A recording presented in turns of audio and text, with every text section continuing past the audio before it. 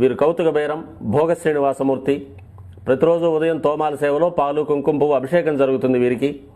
రాత్రి ఏకాంత సేవలో పవ్వళింపు సేవకు వేయించేస్తారు.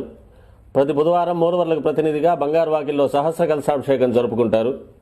సుమారు 1500 సంవత్సరాల ముందు పల్లవ మహారాణి సమర్పించిన వెండి బింబము భోగ శ్రీనివాసమూర్తి. ధ్రువబేరం మూల విరాట్టు.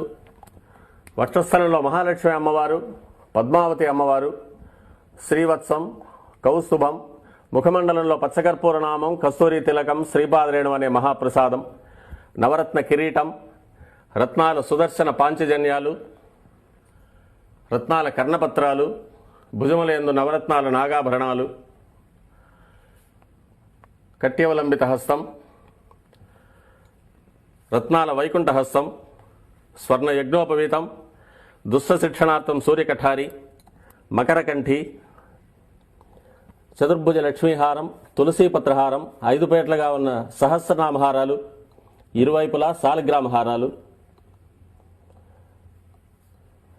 ఉగాది ఆస్థానానికి గాను స్వామివారు విశేషమైన తిరువాభరణం సమర్పణ చేసుకోనున్నారు.